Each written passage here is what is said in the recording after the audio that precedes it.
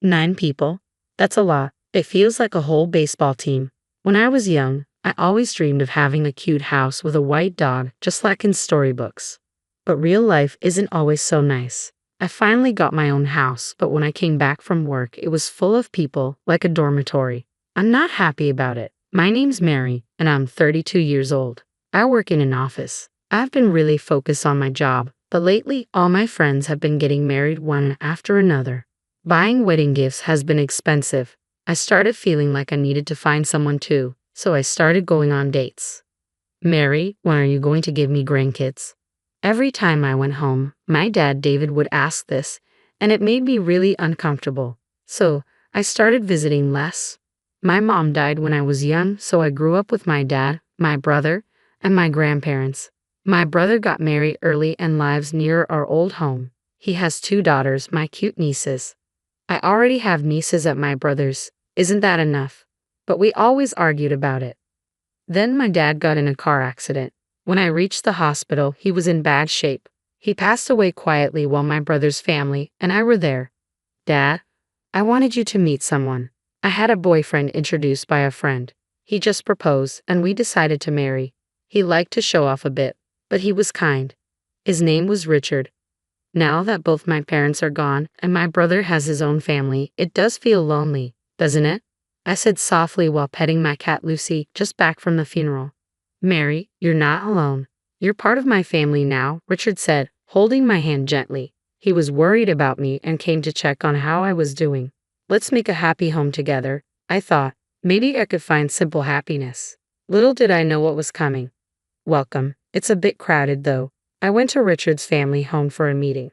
Patricia, his mom, was lively and straightforward. I felt a bit nervous walking in, thinking it would just be his parents, but there were lots of people, in-laws, step-grandparents, Richard's brother Charles, his wife Sarah, and their kids Thomas and John. Nice to meet you. That's a big group. The house, built by Richard's dad James, was a bit old and worn, but the family was so welcoming, it calmed my nerves. On the way home in the car, I mentioned how many people there were. Christmas or Thanksgiving must be quite something, I said to Richard, who chuckled in response. It really is crowded. I can't believe they live like this every day. I was genuinely surprised to hear this. Richard's family home was never big, and I thought it was just for gatherings. 8 people in that house, wow, Richard said. Originally, it was just his in-laws and step-grandparents. But then Charles, who couldn't keep a job, moved in with Sarah and their kids without asking. Charles will probably move out once he finds a job, Richard said, laughing. Back then, I thought Richard's family just had some challenges. After we got married, Richard and I, along with our cat Lucy, lived a peaceful life without kids yet. Richard helped around the house, and Lucy liked us. Charles and his family still lived in that crowded house. The walls were covered in children's drawings, and Patricia laughed, saying she stopped trying to clean them long ago. Sarah, Charles's wife, always looked tired. She was older than Charles and close to my age, so we became friends quickly. Hey Sarah, hurry up. Mary, don't just stand there. We're out of beer. Whenever I visited, it felt like Sarah and I were the only ones not sitting down. We were always busy, and I wondered if this was our fate. But the idea of Sarah doing this every day was scary. Sarah worked full-time to make up for Charles, who didn't work much. I was hesitant, but I finally asked, have you thought about leaving him? I've thought about it. It's tough. But we have kids, and he used to be kind, Sarah replied. I couldn't see any good in Charles, but I guess they had their reasons. That's what I thought. Around this time, Richard suggested, how about we build our own house? I was surprised but happy. I've always dreamed of living in a cute house like in storybooks with a white dog in the yard. I had never told anyone, but when I told Richard, he said, that sounds great. We spent our free time visiting model homes, choosing a builder, and a year later, our dream home was ready. We need to keep up with the mortgage, Richard said. Definitely, I replied with a smile. On the first weekend in our new home, Richard's family came over for a housewarming party. Here, Joseph, give them the gift. We're coming in. Oh, what a nice house. Patricia seemed really happy, like it was her own place. I smiled politely. Look, it's a party. Then Joseph handed me 2 cans of beer, like he just bought them. Charles wandered around and found our bedroom, saying, this bed is so comfy. He jumped on it, and the kids joined in, getting excited. Look, there's a cat. They ran around chasing our cat, Lucy. Lucy is friendly, but she's never met so many people at once, so she got scared and hid in the back of the room. Poor Lucy. I looked at Charles and Richard, who were already busy with the party. Mary, Patricia wants appetizers soon. Can I use your kitchen? And sorry about scaring Lucy, Sarah said, feeling bad. Why is someone as nice as her with a guy like that? I care for Sarah like a sister. I'll take care of it, Sarah. You relax, I said, but she still helped with cooking while managing the kids. The step-grandparents were quiet, almost like dolls, not saying much. But they said, "Nice home, right, James?" "Yeah, sorry for the noise," James replied, even though the loud ones were the in-laws. The step-grandparents were the sensible ones in that house. So the odd ones were the in-laws, Charles, and probably my husband Richard too. After that, the in-laws and Charles started coming over almost every weekend. They partied loudly till dawn, and we got complaints from neighbors and even the police. Once Sarah, the step-grandparents, and the kids hadn't visited since the housewarming, but the in-laws put me to work without hesitation. I was really stressed out. Richard also started showing his true colors. Once, when I had a cold and asked him to pick up dinner, he came back with hamburgers. "I can't eat this right now," I said, feeling weak. Instead of getting mad, Richard said, "You need to eat to get better, Mary." What if I had the energy to eat that? I wouldn't have asked for help, I thought to myself. Once, when Richard was sick, I sarcastically asked if he wanted a hamburger. He got upset and said, "No, that's ridiculous." In short, this family was selfish and lacked empathy. They were in for a wake-up call. Enjoy your freedom while you can. You'll get what you deserve, I thought with a wicked smirk. A few days later, I had a business trip planned. "I'm off," I said happily to Richard on the morning of my departure. "Is your trip today?" "Sarah's also away on business," Richard said. "Really? I didn't know." "What a coincidence," I replied. "Mom said they'd be in trouble without someone to take care of the house." Richard laughed mockingly, making me think he was being mean. I was busy during my trip. Days went by quickly, and before I knew it, a lot of time had passed. A big typhoon hit, and I contacted Richard. "We're okay, but the family home had some serious leaks," he said. I understood, thinking about their old house. The day I came back home arrived. As I walked from the bus stop, I heard loud laughter in the neighborhood. Is someone having a barbecue? It's so loud. The neighbors will complain. Wait, what? I was shocked. The noise was definitely coming from my house. As I cautiously opened the door, I found bags in the entrance and graffiti on the walls. I was stunned. "Hey, Mary, welcome back," a drunk Richard said. Frustrated, I went to the living room and found drunk in-laws and Charles while Sarah made food in the kitchen. The step-grandparents were quiet, and the kids were drawing on the walls. There was also a woman I didn't know. Overwhelmed, I tried to stay calm. "What's going on?" I asked Richard. "Didn't I tell you? The family home had leaks, so they're staying here for a while," Richard said. "Who was away?" "The in-laws, Charles and Richard decided, why don't we live here?"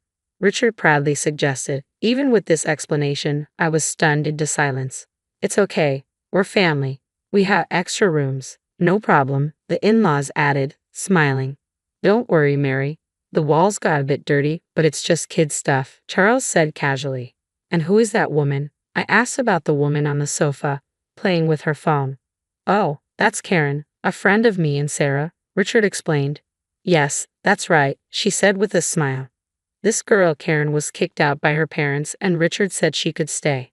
"Thanks in advance," Karen replied, leaving me utterly confused. In our not-so-big living room, there were 9 adults and 2 children. The room was messy, with scribbles on the walls far from the new house look. The family was loud like a dormitory. I couldn't help but lose my temper. Seriously, 9 people is too many. Are you guys planning to start a baseball team or something? Then I realized something. "Hey, where's Lucy?" I asked, but no one knew where our cat was. Dad opened the window to smoke, and Thomas said Lucy ran away. Charles looked at him angrily. "What were you thinking?" "I told you to be careful with the windows," I said, nearly in tears. Richard, looking annoyed, said, "It's just a cat. We can get another one. If you're unhappy, we can just get divorced," he said with disdain. "You said divorce?" I asked. "Yes, I did. I might not if you apologize," Richard said confidently. "Oh, really? Well, then, here, write this," I said, slamming down the divorce papers I had prepared. My section was already filled out. I got my bags from my room. Why haven't you written it yet? I'm busy, I said coolly to Richard. They were shocked. Angrily, Patricia said, Richard, divorce her already. We've built the house, so she's useless now. Realizing too late. Richard said, you'll regret it. But I had no regrets. You're the one who'll struggle. Just write the papers, I said, taking them and giving some to Charles. He laughed. When did I marry you? Looking at the filled wife's section, Charles said, Hey, Sarah. This is Sarah, coldly. I'm divorcing you right now, Sarah said firmly. Charles exclaimed, Sarah bites the hand that feeds you, huh, Joseph? He was talking nonsense. From my perspective, Sarah had been treated like a servant in her in-laws' house. Charles took most of her earnings, leaving little for living expenses. This allowed Charles to do whatever he wanted, and the woman in front of me was Charles's mistress. Mary, I think my husband is cheating. Sarah had confided in me before we planned our divorces. Sarah endured it for her children, but Charles started selling their belongings. She reached her limit.